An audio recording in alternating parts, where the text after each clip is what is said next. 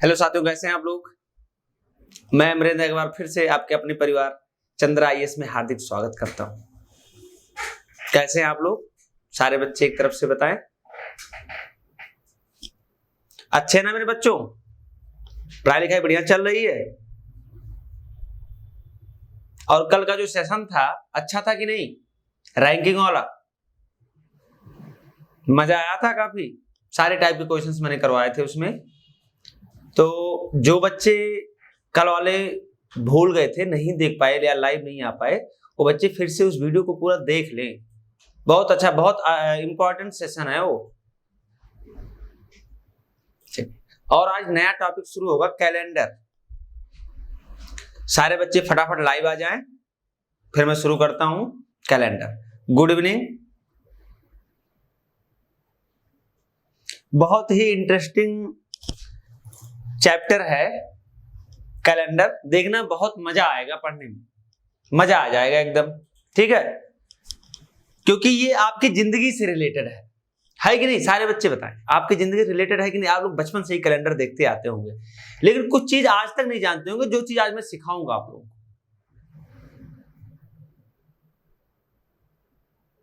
चलिए, आज ये सारे बच्चे लाइव, और ज्यादा से ज्यादा वीडियो बच्चे शेयर कर दें, और जो चैनल पे नया है चैनल को सब्सक्राइब कर ले। फिर मैं शुरुआत करता हूं।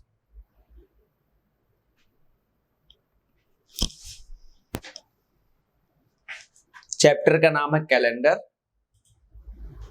चलिए, कैलेंडर में देखिए, सारे बच्चे एक तरफ से मेरे बच्चों बताना, जो मैं पूछूंगा सारे बच्चे बताना। सारे बच्चे पहले सेशन में जुड़ जाएं, ज्यादा से ज्यादा बच्चे।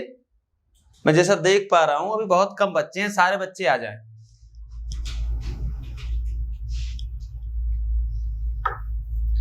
चलिए, कैलेंडर में आप लोग देखिए सारे बच्चे कि कैलेंडर में कितने दिन होते हैं। कैलेंडर में एक साल में कितने दिन होते हैं बताइए। ईयर कितने टाइप के होते हैं? ईयर, वर्ष, दो टाइप के होते हैं। एक होता है नॉर्मल ईयर, एक होता है लीप। इसको कहते हैं हिंदी में लीप वर्ष या अधिवर्ष।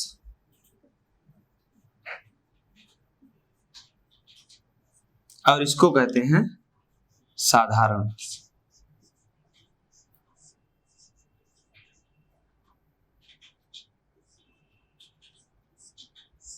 दो तरह के वर्ष होते हैं, एक होते हैं साधारण वर्ष, एक होते हैं लीप वर्ष।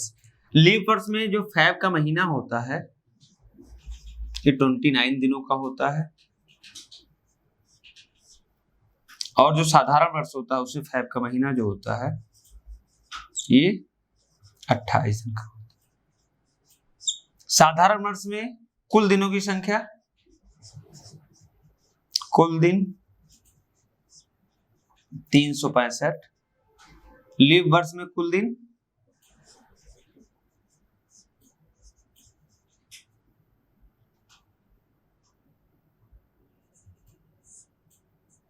366। सारे बच्चे ध्यान दें, ये दो चीज। ईयर जो होते हैं दो टाइप की, normal year, leap year. Normal year मतलब साधारण वर्ष, इसमें फैब का जो महीना होता है 28 दिन का होता है, मतलब 28 तारीख तक होता है। और जो लीप ईयर होता है, लीप ईयर इसको हिंदी में कहीं कहीं लिखा होता है अधिवर्ष। तो आप लोग कंफ्यूज मत होना, अधिवर्ष मतलब लीप ईयर ही होता है। उसमें भी जो फैब का महीना होता है उसमें 29 का होता है। तो एक दिन ये बढ़ता है, यही एक दिन जो बढ़ता है वही इस पूरे ईयर में बढ़ता है, और कितने दिनों का हो जाता है? 366 दिन का। और इसमें 365। ये सारे बच्चे जानते होंगे, बचपन से ये देखते आ रहे हैं, पढ़ते आ रहे हैं। और दूसरी चीज ध्यान दीजिए कि नॉर्मल ईयर और लीप ईयर हम कैसे निकालते हैं, ये चीज देखिए। सारे बच्चे जानते होंगे, आज तक एक चीज जानते होंगे आप लोग कि हर 4 साल बाद, कितने साल बाद? हर 4 साल बाद क्या आता है? लीप ईयर आता है। सारे बच्चे ये चीज जानते होंगे कि हर 4 साल बाद लीप ईयर आता है। क्या ये सही है? जी नहीं, ये सही नहीं है, यही चीज तो मैं आज सिखाऊंगा आप लोगों को। आप लोग यही जानते होंगे कि हर 4 साल बाद लीप ईयर आता है, लेकिन ये सच नहीं है। कभी कभी 4 साल बाद लीप ईयर नहीं आता। ठीक, देखिए अब लीप ईयर निकालते हैं, आप लोग यही जानते हैं हर 4 साल बाद लीप ईयर आता है, तो इसका मतलब अगर 2012 को लीप ईयर है, लीप ईयर, तो 2016 को भी लीप ईयर होगा। 4 साल बाद 2016 तो होगा, बताइए, लीप वर्ष। फिर 2020 को होगा कि नहीं होगा, बताइए सारे बच्चे बताएं, होगा। तो अगर ध्यान दीजिए, अगर हम जैसे लिखा 2020, जैसा कि हम जानते हैं 2020 ये लीप ईयर है, लीप वर्ष। अगर इसमें हम 4 से भाग दे दें और रिमाइंडर 4 से भाग देने पर रिमाइंडर कितना बचता है, रिमाइंडर 0। ध्यान दीजिए यहां पे लिख देते हैं, 4 से भाग देने पर रिमाइंडर 0 बचता है, तो ये कौन सा ईयर होगा, लीप ईयर होगा। और इसके अलावा जो बचते हैं सारे के सारे सामान्य वर्ष या साधारण वर्ष। ठीक है, अब देखिए जैसे 2020 से अगर हम 4 से भाग देते हैं, देखिए रिमाइंडर 0 बचता है कि नहीं। और आप लोग डिविजिबिलिटी थ्योरम पढ़े होंगे या डिविजिबिलिटी रूल, उसमें क्या पढ़े आप लोग कि 4 की जो डिविजिबिलिटी होती है, अगर लास्ट के 2 डिजिट 4 से कट जाएं तो पूरी की पूरी संख्या 4 से विभाजित हो जाती। कितनी भी बड़ी संख्या हो, लास्ट के 2 डिजिट अगर 4 से डिवाइड हो जाते हैं पूरी तरह से, तो पूरी संख्या 4 से डिवाइड हो जाती। तो हमको चेक करने की जरूरत है लास्ट के 2 डिजिट कितनी भी बड़ी संख्या लिखी हो। अब देखिए 2020 में अगर हम 4 से भाग देते हैं तो लास्ट के 2 डिजिट 20 है, 4 पंचे 20, रिमाइंडर कितना बचा, 0। इसका मतलब ये क्या है, लीप वर्ष। कौन सा वर्ष है, लीप वर्ष। इसमें जो फैब का महीना होगा ये 29 का होगा। समझ में आया। और आगे देखते हैं, जैसे लिखा है 1998, 4 से भाग देते हैं, लास्ट के 2 डिजिट देखना है, तो रिमाइंडर कितना बचा, 2। इसका मतलब ये कौन सा ईयर है, नॉर्मल ईयर है 1998। कौन सा ईयर है, नॉर्मल ईयर। ठीक है, 2020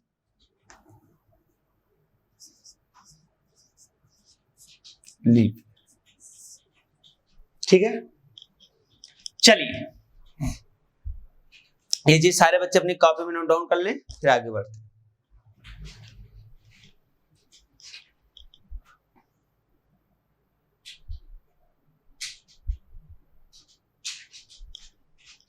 चलिए मिटा दें।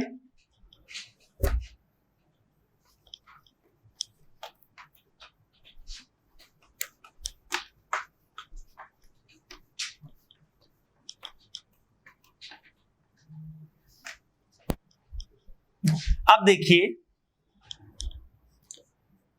नॉर्मल ईयर, कुछ एग्जाम्पल लिख लेते हैं, जैसे 1998, 2002, 2005, 2006, 2007, 2009 ...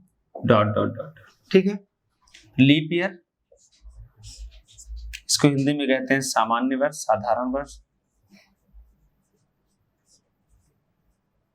इसको कहते हैं लीप वर्ष। ठीक, लीप वर्ष जैसे 2000, 2004, 2008, 2020, 2024 और 1996। ये सब क्या है, लीप ईयर। इन जो नीचे वाला है इसमें फेब का महीना 29 और इसमें फेब 28, यही दोनों में अंतर। ठीक, लिख ले सारे बच्चे कॉपी में, फिर आगे बढ़ते हैं। बहुत ही अच्छा सेशन होने वाला, बहुत सी बेसिक चीजें आपको सिखाएंगे जो आने वाले एग्जाम्स के लिए बहुत इंपॉर्टेंट है। सारे बच्चे इसलिए लाइव आ जाएं, फिर मैं सिखाता हूं आप लोगों को कैसे करते हैं कैलेंडर के प्रश्न। बच्चों का डाउट बहुत रहता है कैलेंडर में कि ये मांग भी थी कैलेंडर पढ़ाया जाए, क्योंकि कैलेंडर में बच्चों को डाउट बहुत होता है, बुक से भी नहीं कर पाते, ठीक है। क्योंकि बुक में कुछ चीजें क्या होता है, कोड वोड रटाया जाता है ना, सारे बच्चे देखें कोड वोड रटाया तो बच्चे भूल जाते हैं। मैं यहाँ पे कोई कोड नहीं रटाना, कुछ बस जैसे हर महीने के होते ना कोड, वो कोड मैं नहीं रटाऊंगा, कुछ और चीजें मैं बताऊंगा, उसी तरीके से आप लोग करेंगे। चलिए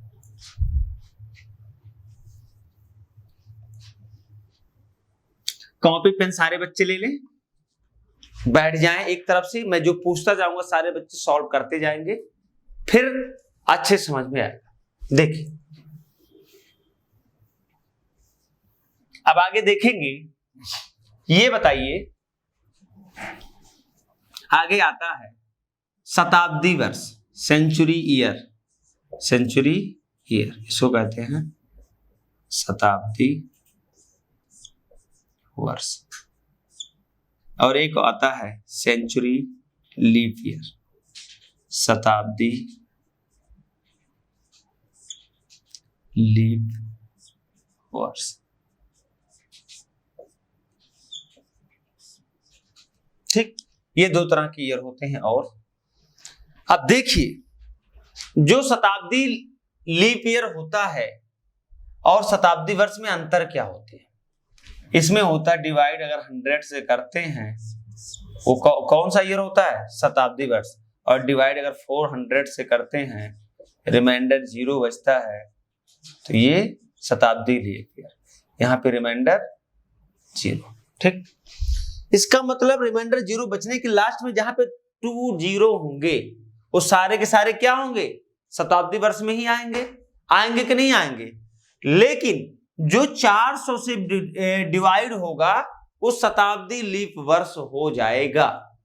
जैसे मैं बताता हूं 1600 लिखा है, क्या ये शताब्दी वर्ष है? सारे बच्चे बताएं, जो 1600 लिखा है क्या ये शताब्दी वर्ष है?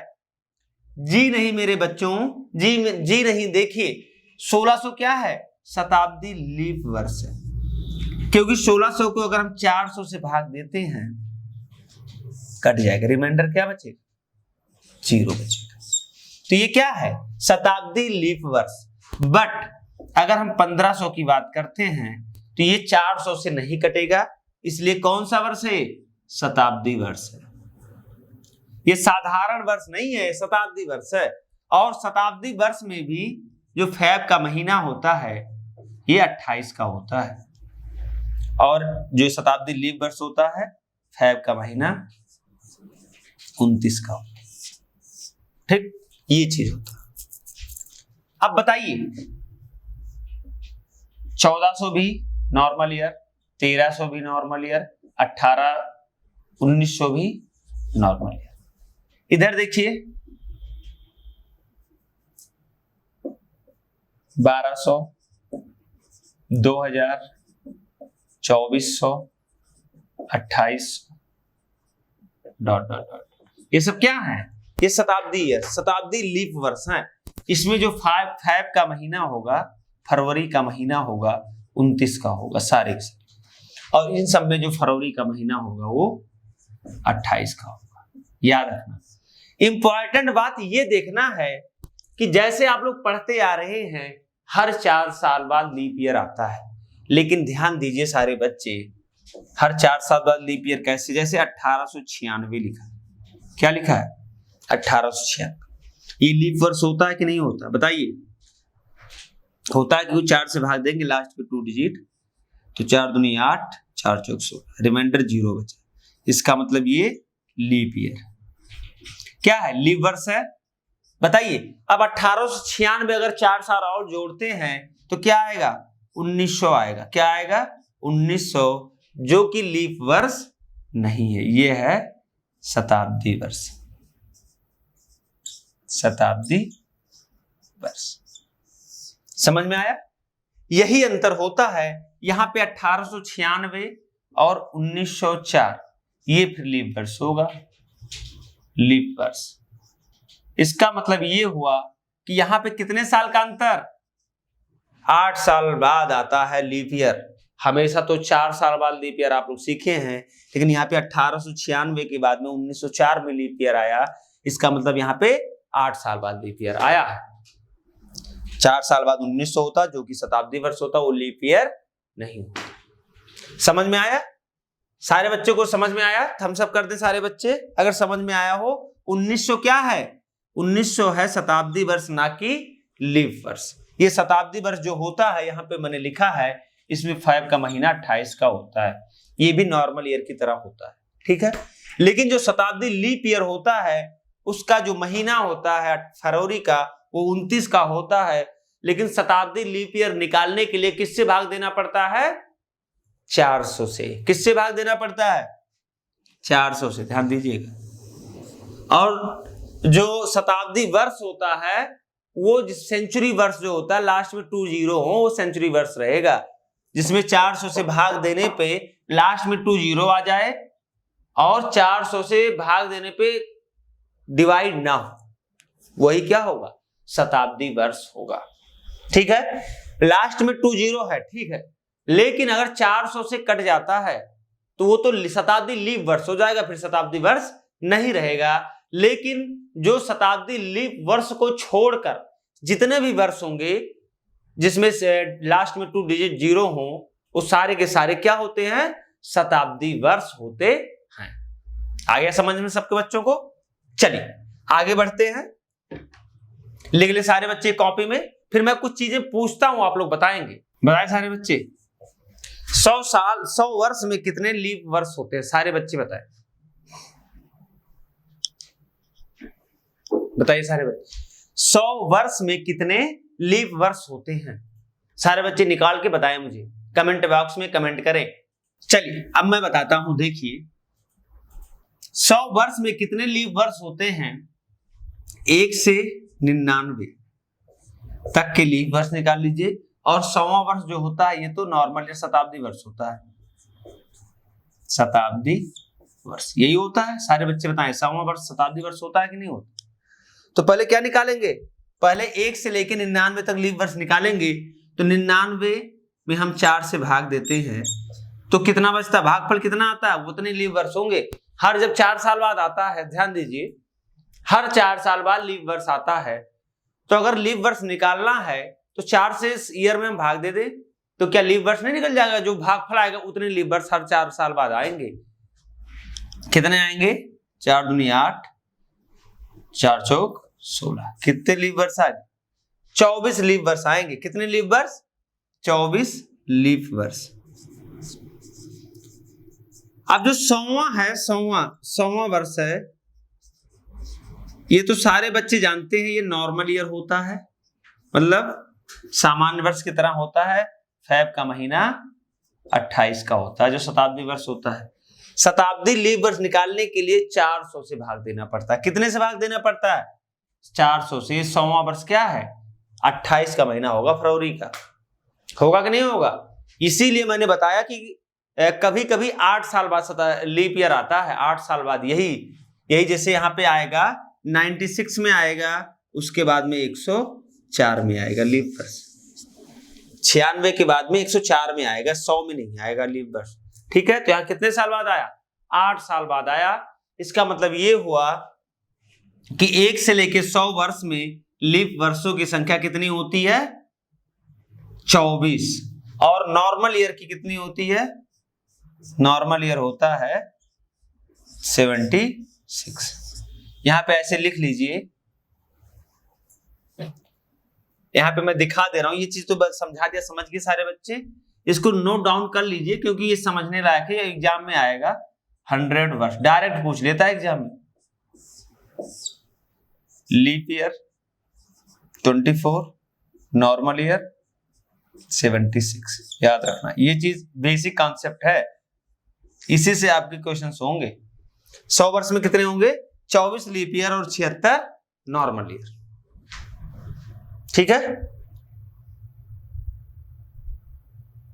चलिए अगला देखिए, सारे बच्चे निकालेंगे फिर दूसरा क्वेश्चन। देखिए 400 वर्षों में लीप वर्षों की संख्या होगी, ध्यान दीजिए, अब 1 से लेके 100 तक कितने लीप वर्ष, फिर 101 से 200 तक, फिर 201 से 300 तक, फिर 301 से 400 तक। यही होगा। 1 से 100 में 24, 101 से 200 में 24, 201 से 300 में 24 और 301 से 400 में 25। यही समझने वाली बात है कि 101 से लेके 100 वर्ष अभी तो निकाले थे तो 24 आया था, 101 से 200 भी 24 आएगा, 201 से 300 भी 24 आएगा, लेकिन 301 से 400 में 25 आएगा, क्योंकि जो 400वां वर्ष है ये शताब्दी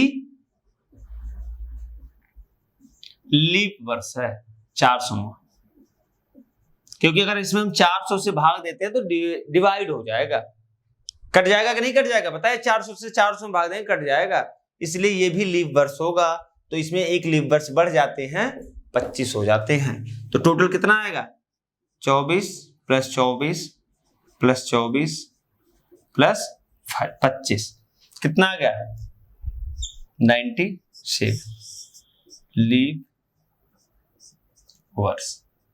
कितने साल में, 400 वर्ष। 400 वर्ष में लीप वर्ष कितने होते हैं, 97, तो नॉर्मल ईयर कितने होते हैं, 400 माइनस 97, कुल कितना आ गया, 303। ये क्या हो गया, साधारण वर्ष। ठीक, चलिए लिख लीजिए सारे बच्चे कॉपी में, फिर आगे बढ़ते हैं।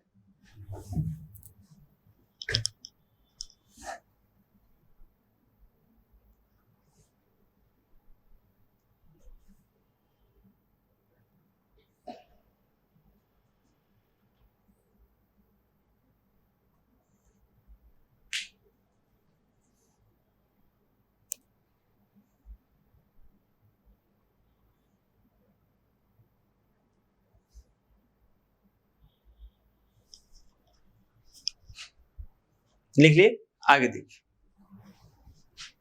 अब बताइए 100 वर्ष में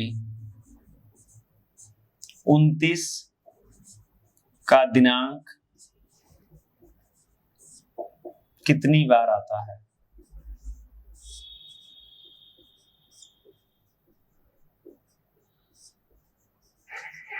बताए सारे बच्चे, 100 वर्ष में 29 का दिनांक कितनी बार आता है।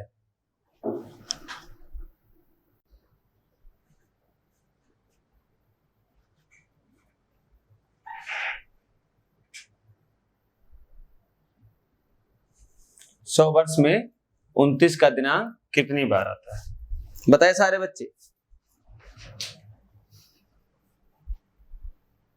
आ गया सबका। चलिए देखिए, 100 वर्ष में ये सारे बच्चे आंसर गलत दिए हैं, एक आंख को छोड़ के। 100 वर्ष में 29 का दिनांक कितनी बार आता है, ये कैसे निकालेंगे। अब एक चीज बताइए, एक वर्ष में 29 का दिनांक कितनी बार आता है। मैक्सिमम बच्चों का 12, बट ये गलत है। जो एक नॉर्मल ईयर होता है, सामान्य वर्ष होता है, इसमें आएगा 29 का दिनांक 11 बार, और जो लीप ईयर होता है इसमें कितनी बार, 12 बार। नहीं होगा कि नहीं होगा। देखिए, जो नॉर्मल ईयर होता है उसमें फेब का महीना, फरवरी का महीना 28 का होता है, तो उस महीने में 29 की तारीख नहीं आएगी, तो कितनी बार आएगी, और हर महीने में आएगी। तो जनवरी से लेकर दिसंबर तक 12 महीने होते हैं, तो कितनी बार आएगी, 11 बार आएगी, क्योंकि फरवरी में 28 का ही महीना होता है। लेकिन जो लीप ईयर होता है उसमें फरवरी का भी महीना 29 का होता है, इसलिए एक साल में 12 बार आएगा। फरवरी का 29 का तारीख कितनी बार आएगा, 12 बार आएगा। अब बताइए 100 वर्ष में पूछा है, तो 100 वर्ष में सबसे पहले तो आप ध्यान दीजिए, नॉर्मल ईयर कितने होते हैं, 76, लीप ईयर कितने होते हैं, 24। अब हम 76 में इंटू 11 कर दें और इसमें इंटू 12 कर दें, आ जाएगा आपका आंसर। 11 से मल्टीप्लाई करें कितना आएगा,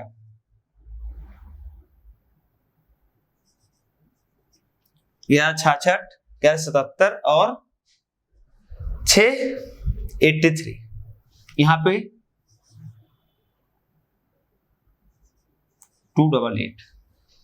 अब बताइए 100 वर्ष में अगर 76 साल में 836 बार 29 की तारीख आएगी और 24 साल में 288 बार, दोनों ऐड कर ले कितना आएगा, 1124 बार। कितनी बार आएगी, 1124 बार 29 की तारीख। ठीक, समझ में आया सबको। 100 साल में 76 नॉर्मल ईयर, 24 लीप ईयर। तो 76 का जो नॉर्मल ईयर होगा उसमें हर साल में 11 बार 29 का महीना आएगा, और 24 साल जो लीप ईयर है उसमें हर महीने में 29 का डेट आती है। इसलिए 76 गुणे 11 कर देंगे तो 836 हो जाएगा, 24 गुणे 12 कर देंगे तो 288 हो जाएगा। दोनों को ऐड कर लेंगे तो आ जाएगा 1124 बार 29 तारीख आती है 100 वर्षों। यही बात करते हैं अगर हम 400 वर्षों की, तो सारे बच्चे निकालें।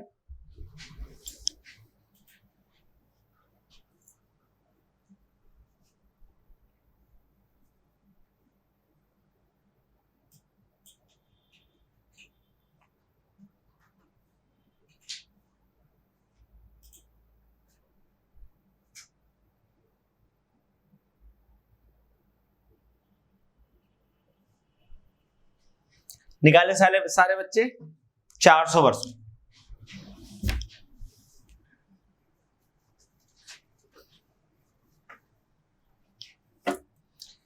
देखिए 400 वर्ष में निकालना है। अब बताइए 100 वर्ष में कितना निकल के आया, 1124।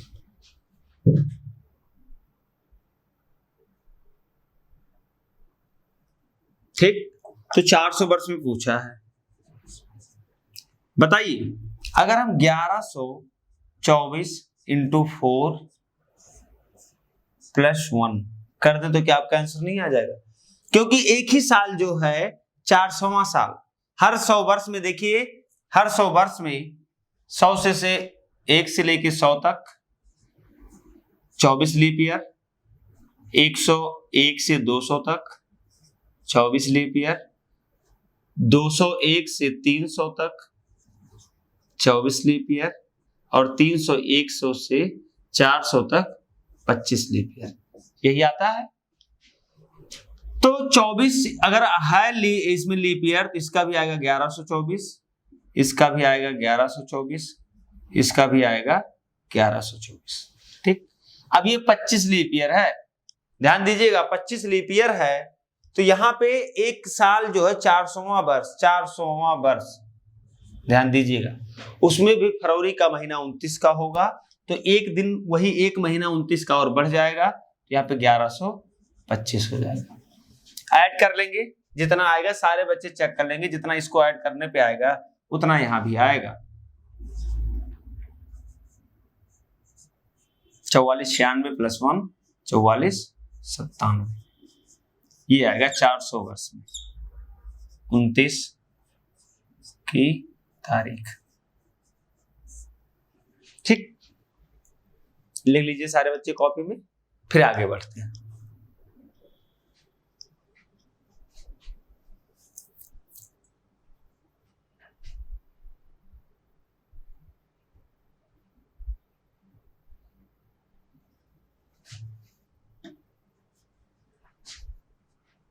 मिटा दें, चलिए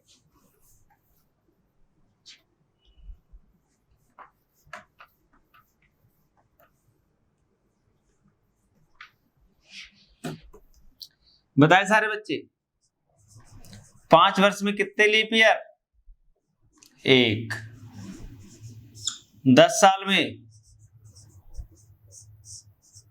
2, 15 साल में 3, ये तो होगा। 5 साल में 4 वाला आएगा लीप ईयर। 10 साल में 2 बार आएगा, 4 और 8। 3 बार आएगा जो 15 साल में, 4, 8, 12 आएगा कि नहीं आएगा। लेकिन यहां पे जब सम ना दिया होगा तब ऐसे कर सकते हैं। आप देख लीजिए, मैं दे रहा हूं,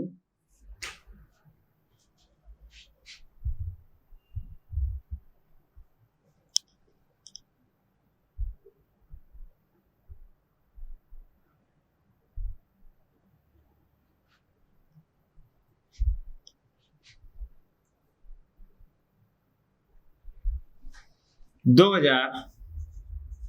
2003 से 2013 कितने साल? 10 वर्ष। 10 ही वर्ष तो है। 10 वर्ष में कितने लीप ईयर आ जाएंगे देख लीजिए। 2004, 2008 और 2012। 3 लीप ईयर आया कि नहीं आएगा? 2003 से 2013 तक भी 10 साल वर्ष है, लेकिन कितने लीप ईयर आए? 3 लीप ईयर। इसीलिए जहां पे सम दिया हो तो वहां पे आप डिफरेंट निकाल के ही बनाएं, 4 से या 4 से वो गैप निकाल के बनाएं, ठीक है। लेकिन जहां पे ऐसे लिखा हो 5 साल, 10 साल, 15 साल, वहां पे लीप ईयर ऐसे डिफाइन किया जाता है, 4 से भाग देके।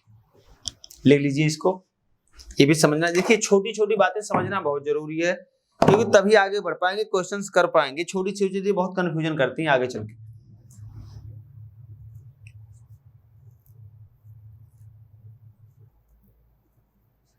समझ में आया? अगर पार्टिकुलर ईयर गिवन है, दिया गया है, तो उसमें हम क्या करेंगे? लीप ईयर काउंट करके निकालते हैं, ठीक है। लेकिन अगर ऐसे दे दिया गया 20 साल में कितने लीप ईयर आते हैं, तो 4 से भाग देंगे, 5 लीप ईयर आएंगे, ठीक है। या 15 साल में पूछे तो 3 लीप ईयर, ऐसे 4 से भाग देके। चलिए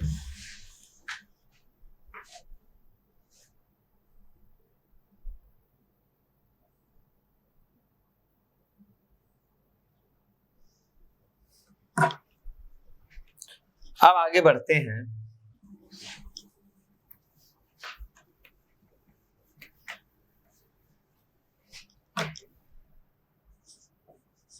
और डेज, और डेज हिंदी में इसको कहते हैं विषम दिन, और EXTRA एक्स्ट्रा डेज, अतिरिक्त दिन, विषम दिन या रिक्त दिन। अगर ध्यान दीजिए सारे बच्चे, यही सबसे इंपॉर्टेंट है, इसी पे पूरा चैप्टर है। अगर विषम दिन और डेज या एक्स्ट्रा डेज निकालना सीख गए, समझ लीजिए पूरा कैलेंडर आपको आ गया, ठीक है। पूरा का पूरा कैलेंडर आपको आ गया अगर एक्स्ट्रा डे निकालना सीख गए तो। चलिए हम सिखाते हैं कैसे निकाला जाता है। एक्स्ट्रा डे निकालने के लिए 7 से भाग देते हैं, 7 से भाग देते हैं, नहीं सॉरी, 7 से भाग देने पर जो शेषफल, इंग्लिश में रिमाइंडर, बचता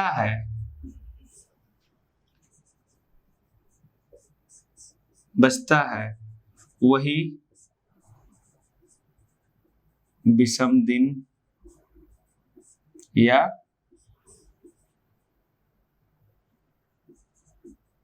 अतिरिक्त दिन होता है, ठीक है। ये सारे बच्चे लिख लें, पॉइंट डाउन कर लें। 7 से भाग देने पर जो शेषफल बचता है वही विषम दिन, इसको इंग्लिश में कहते हैं ऑड डेज और एक्स्ट्रा डेज। लिखने सारे बच्चे, ठीक है। 7 से भाग देने पर जो शेषफल बचता है वही विषम दिन या अतिरिक्त दिन होता है। लिख लीजिए सारे बच्चे इसको, फिर आगे बताते हैं। अब देखिए ये 7 से ही भाग क्यों दिया गया, ये चीज ध्यान देना है। 7 से भाग इसलिए दिया गया क्योंकि एक वीक में कितने दिन होते हैं, एक वीक में दिनों की संख्या होती है 7। Sunday, Monday, Tuesday, Wednesday, Thursday, Friday, Saturday, कितने दिन हो गए, 7 दिन हो गए कि नहीं हो गए, यही 7 दिन होते हैं। हिंदी में बोलते हैं रविवार, सोमवार, मंगलवार, बुधवार, बृहस्पतिवार, शुक्रवार, शनिवार। कितने दिन होते हैं, 7 दिन होते हैं। तो एक चीज बताइए, इसमें जो एग्जाम में पूछता है क्वेश्चन, डेट दिया रहेगा, आपको दिन पूछ लेगा कि कौन से दिन होगा। मान लीजिए दिया है 15 अगस्त 1916 को सोमवार था, तो 15 अगस्त 1917 को कौन सा दिन होगा, ये पूछ लेगा। या कुछ ऐसे ही पूछता है। तो बताइए रिपीटेशन जो होती है हर 7 दिन बाद होती है कि नहीं। मान लीजिए आज, ध्यान दीजिए, देखिए इसको लिख लीजिए, फिर मैं बताता हूं उसके बेसिक चीज, कंसेप्ट क्लियर। आज का सेशन जो है कंसेप्ट सारे क्लियर कराऊंगा, ठीक है, क्योंकि कैलेंडर में कंसेप्ट बहुत होते हैं। अगर कंसेप्ट सीख गए आप लोग करना तो सारे के सारे क्वेश्चंस हो जाएंगे। कोई एकदम कैलेंडर एकदम खेल लगेगा, कैलेंडर में कोई दिक्कत नहीं होगी आपको, ठीक है। चलिए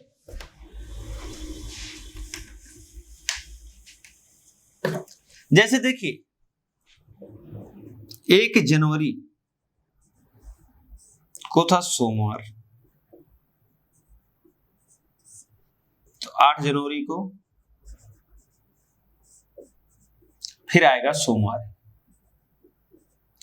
आप लोग जानते होंगे हर 7 दिन बाद वही दिन आता है जो रहता है। जैसे 1 को सोमवार, 7 दिन बाद 8वां तारीख आएगा ना, 7 दिन बाद 2, 3, 4, 5, 6, 7, 6 दिन हो गया, 8वां तारीख 7 दिन हो गया, तो 8 तारीख को 7वां दिन रहेगा, सोमवार फिर आएगा। ऐसे 8 के बाद फिर कब आएगा बताइए, 15, फिर आएगा सोमवार।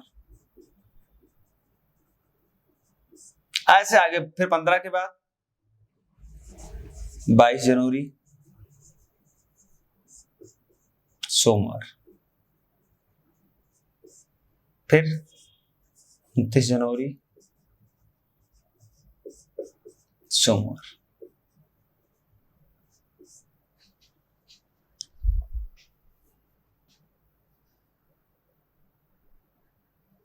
ठीक, ऐसे बनता। जैसे देख लीजिए इधर मैं दिखा भी देता हूं। अगर 1 को सोमवार, 2 को मंगलवार, 3 को बुधवार, 4 को बृहस्पतिवार, 5 को शुक्रवार, 6 को शनिवार, 7 को रविवार और 8 को सोमवार। आ गया कि नहीं, देखिए फिर सोमवार 7 दिन बाद वही चीज तो लिखा है, इधर भी लिखा वही चीज। 1 जनवरी को सोमवार, फिर 8 जनवरी, फिर 15 जनवरी, फिर 22 जनवरी, फिर 29 जनवरी, ठीक है। तो इसीलिए 7 से भाग दिया जाता है कि हर जो 7 दिन का गैप होता है, 7 दिन के बाद हमेशा जो डेट होता है रिपीटेशन होता है। समझ में आया? इसलिए किससे भाग दिया गया है, 7 से। और जो रिमाइंडर, जो शेषफल बचते हैं, उतने दिन अगर हम एक्स्ट्रा कर देंगे तो आपका दिन निकल आएगा। वही एक्स्ट्रा दिन होता है, जितने रिमाइंडर बचते हैं वही क्या होता है, रिमाइंडर। इसको लिख लीजिए, इसी को कहते हैं एक्स्ट्रा दिन, ठीक। चलिए अब ध्यान देते हैं आगे।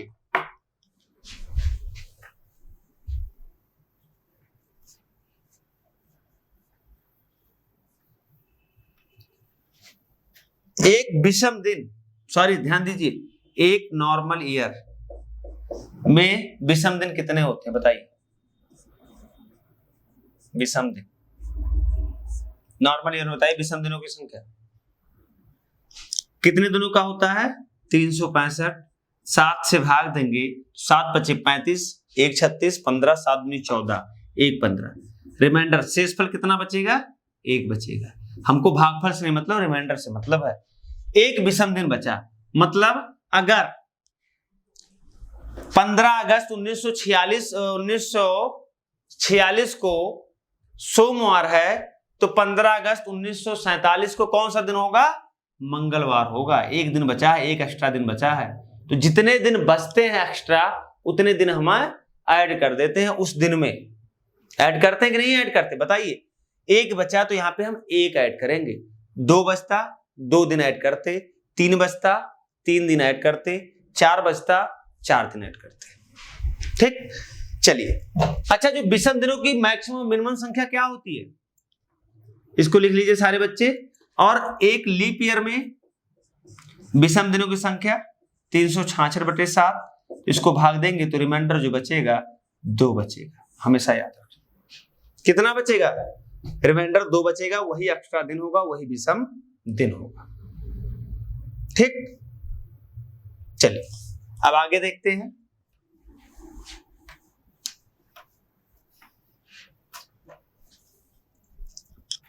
अब बताइए सारे बच्चे कि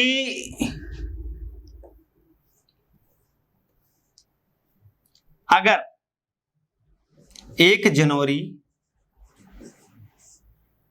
2005 को सोमवार, तो 1 जनवरी 2006 को कौन सा दिन होगा? ये जैसे निकालना, तो कैसे निकालेंगे? 1 जनवरी 2005 से 1 जनवरी 2006 तक के बीचों के दिनों की संख्या आएगी 365, क्योंकि ये नॉर्मल ईयर है।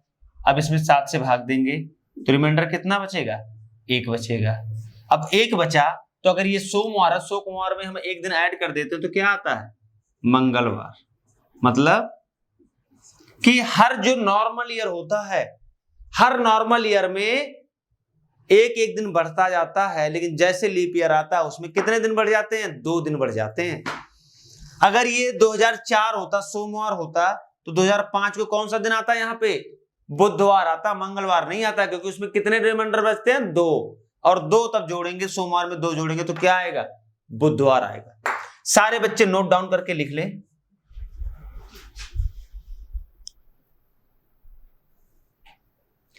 किसी भी सामान्य वर्ष का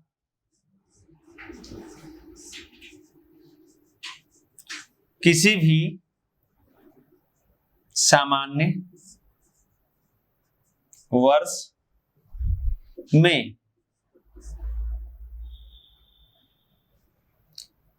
जिस वार को शुरुआत होती है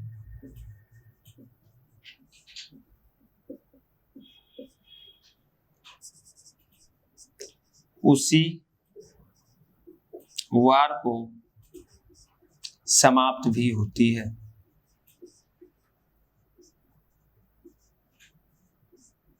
ठीक है, किसी भी सामान्य वर्ष में जिस वार को शुरुआत होती है उसी वार को समाप्त भी होती है। जैसे अगर ध्यान दीजिएगा, फॉर एग्जाम्पल इसको मैं मिटा दे रहा हूं, एग्जाम्पल दे रहा हूं, देखिए आप लोग। मान लीजिए 1 जनवरी 2005, इसी को निकालते हैं, सोमवार था, तो 31 दिसंबर 2005 को भी सोमवार ही होगा। ठीक, तभी तो फिर इसके बाद आएगा 31 दिसंबर के बाद क्या आता है? 1 जनवरी, और आ जाएगा 1 जनवरी 2006, और ये कौन सा दिन होगा? मंगलवार। तभी तो एक दिन बढ़ेगा, यहां से एक दिन प्लस होगा। समझ में आया? तो मतलब जिस दिन शुरुआत होती है उसी दिन समाप्त भी होती है, एक नॉर्मल ईयर। रीजन क्या है? 1 जनवरी से 31 दिसंबर के बीच में कितने दिन होंगे? 364 दिन। 7 से भाग देंगे, कितना बचेगा? कट जाएगा, रिमाइंडर कितना बचेगा? 0 बचेगा। और 0 मतलब होता है कि मतलब कुछ एक्स्ट्रा नहीं करना, जो दिन था वही दिन बचेगा, याद रखना। ठीक है, ये चीज समझ में आया? 1 जनवरी 2005 को सोमवार, तो 31 दिसंबर 2005 को भी सोमवार होगा, तभी फिर 1 जनवरी 2006 आएगा और वो दिन मंगलवार होगा। लिख लीजिए, फिर आगे बढ़ते हैं। अगला पॉइंट लिखना है,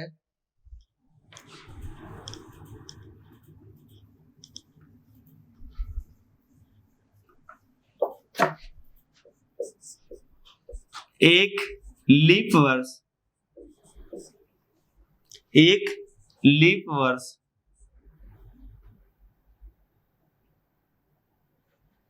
की शुरुआत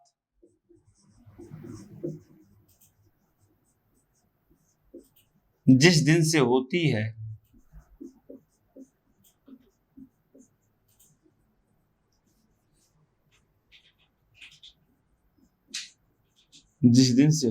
है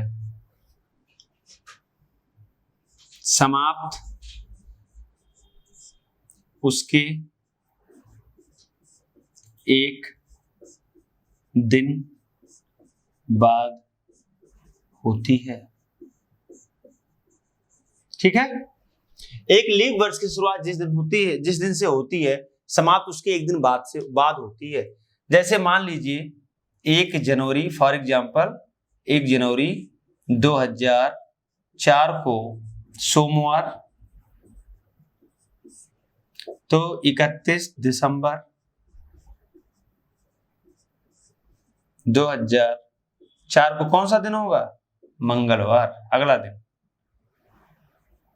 मंगलवार। ठीक है, रीजन 1 जनवरी से 31 दिसंबर के बीच में कितने दिन होते हैं? 365 दिन होते हैं, क्योंकि जो ये फरवरी का महीना इसमें 29 का होता है, तो टोटल ईयर जो होता है, तो ये लीप ईयर वाला 366 दिनों का होता है। तो 1 जनवरी से 31 दिसंबर के बीच में 365 दिन हो गए, 7 से भाग दे देंगे तो रिमाइंडर बचेगा 1। यही इसलिए एक दिन बढ़ जाए। तो बताइए 1 जनवरी को कौन सा दिन होगा? 2005 को बुधवार होगा कि नहीं होगा?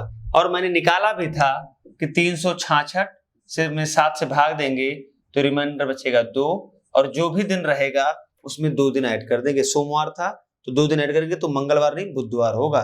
डायरेक्ट आ गया कि नहीं आ गया? बताइए। चलिए लिख लीजिए सारे बच्चे। अब आगे बढ़ते हैं।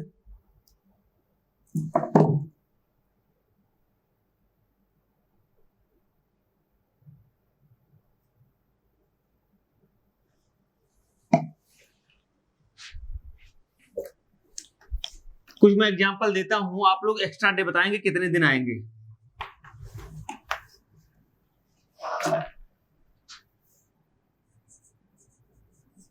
डेज, एक्स्ट्रा डेज या ऑड डेज।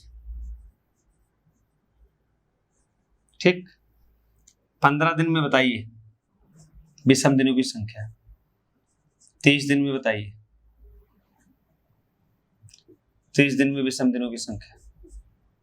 45 दिन में विषम दिनों की संख्या।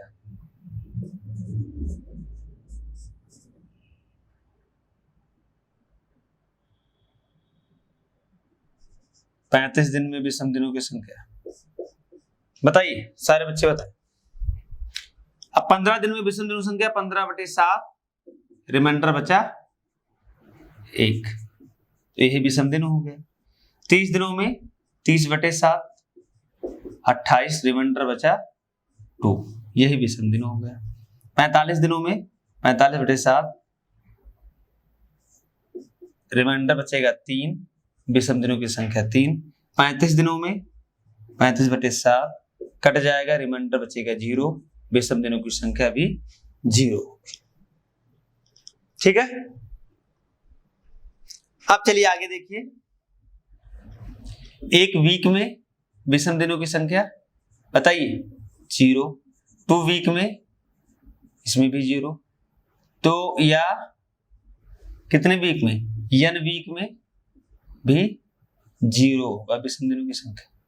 ठीक है, n वीक में भी 0 ही आएगा, ये चीज याद रखना।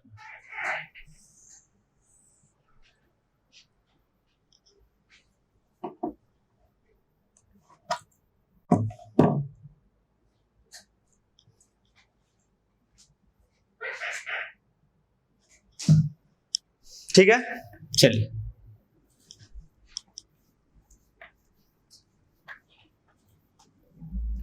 आगे देखिए। अगर 15 दिन बाद की बात होती है तो विषम दिन कितने निकल के आएंगे? 15/7, एक आ गया तो एक ये क्या होगा? 1+1 करेंगे, ध्यान रखिएगा सब। अगर 15 दिन बाद पूछा है तो +1 करेंगे। अगर 25 दिन बाद पूछा है, 25 दिन बाद पूछा है तो क्या करेंगे? 25/7, 7 × 21, 4 25 तो +4 करेंगे। लेकिन अगर यही पूछ लेता है कि 15 दिन पहले, 15 दिन पहले, तो क्या करेंगे? 15 से 7 में भाग देंगे तो रिमाइंडर बचेगा 1। कितना बचेगा? 1। लेकिन पहले की बात किया तो उसमें माइनस कर देंगे उस दिन में। ये याद रखने वाली चीज है। मान लीजिए 30 दिन पूछा, 30 दिन पहले तो 30/7, 7 चौक 28, बचा कितना रिमाइंडर? 2। यहाँ पे भी पहले पूरा तो माइनस कर देंगे। ठीक है, ये सारे बच्चे नोट कर ले। जहां पे पहले लिखा होगा वहां पे माइनस करेंगे और जहां पे बाद लिखा होगा वहां पे प्लस करेंगे। ठीक, चलिए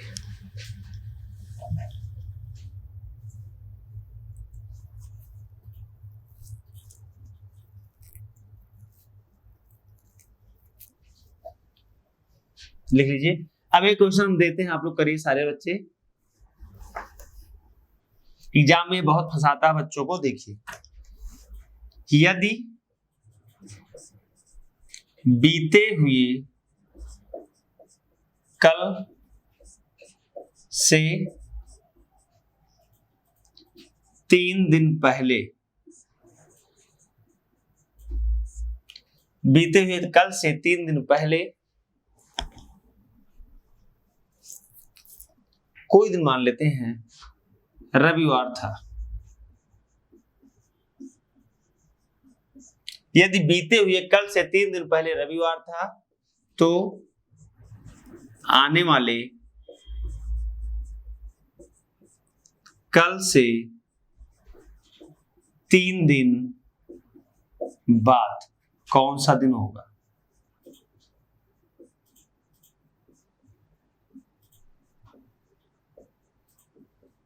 सारे बच्चे बताएं इसको। क्वेश्चन नंबर पहला बताइए।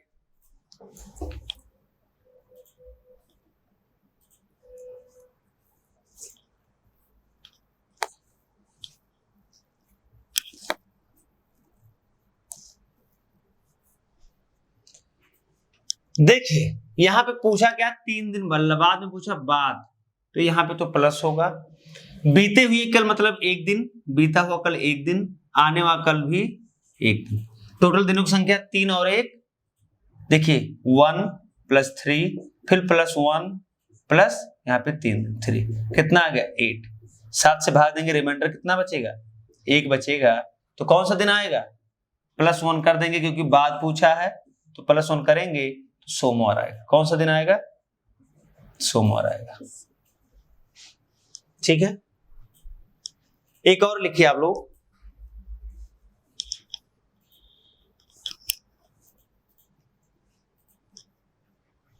चलिए मिटा दें इसको।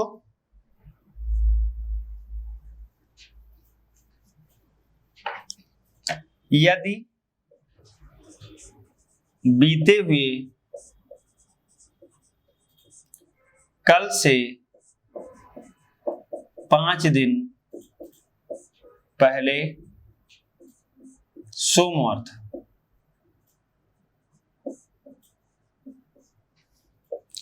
तो आने वाले कल के 10 दिन बाद कौन सा दिन होगा?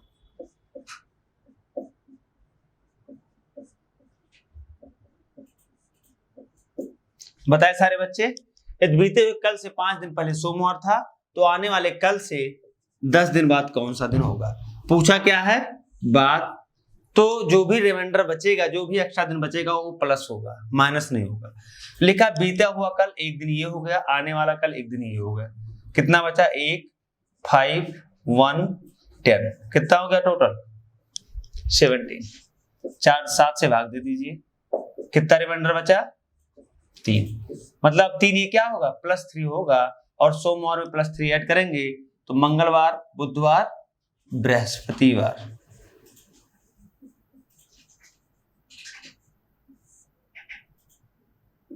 आएगा? बताइए सारे बच्चे, आएगा कि नहीं आएगा?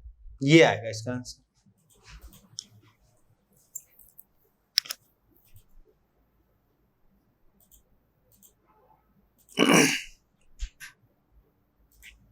लिख लीजिए। विषम दिन तो आप लोग निकालना सीख लिए ना सारे बच्चे? बताइए सारे बच्चे विषम दिन निकालना सीख गए? ठीक। कल से ध्यान दीजिए, कल से क्वेश्चन पे आएंगे। ठीक है, कल से कहां आएंगे? क्वेश्चन पे आएंगे, करेंगे हम लोग क्वेश्चन कल। और कुछ चीजें और बची, बेसिक चीजें, उनके बारे में भी बताएंगे। तो फिर मैं आप लोग को एक बार फिर मैं आप लोगों से बता दे रहा हूं कि आप लोग अच्छे से पढ़ाई करिए मेरे बच्चों, जिससे आप लोगों का सिलेक्शन मिल जाए, आप लोगों का सपना पूरा हो सके। और सीरियस हो जाइए अपनी जिंदगी में मेरे भाई, सीरियस हो जाइए। और जो ये बच्चे, कुछ मैं बताना चाह रहा हूं कि जो पढ़ाई को छोड़ के किसी और तरफ अपना ध्यान लगाए बैठे हैं ना, कोई मतलब नहीं है, कुछ होगा नहीं। ठीक है, इस जिंदगी में पैसों की ही वैल्यू होती है। अगर आपके पास पैसा है तो आपके पास सब कुछ है। और पैसा, अगर आप गवर्नमेंट जॉब पा गए ना, तो जो इज्जत मिलती है वो किसी को नहीं मिलेगी। ठीक है, फिर हर चीजें आपकी, हर तमन्ना पूरी होंगी। लेकिन अब जब तक जॉब नहीं पाए जाएंगे ना, अभी आपकी लाइफ कैसी भी चल रही हो, लेकिन जितना ऐसे समय बीतता जाएगा ना, आपकी लाइफ खराब होती जाएगी। ठीक है, तो अभी से ही लग जाएं, टाइम वेस्ट ना करें, अच्छे से बेहतरीन तरीके से अपनी प्रिपरेशन को आगे बढ़ाएं और सफलता हासिल करके अपनी जिंदगी को सफल बनाएं। ठीक है, चलिए कल फिर मिलते हैं आप लोगों से। तब तक के लिए नमस्कार, जय श्री राम, राधे राधे। और वीडियो अगर पसंद आए तो लाइक जरूर कर देना, और ज्यादा से ज्यादा मेरे बच्चों शेयर कर दो वीडियो को, कि जिससे ज्यादा से ज्यादा लोग देख सकें। ठीक है, धन्यवाद।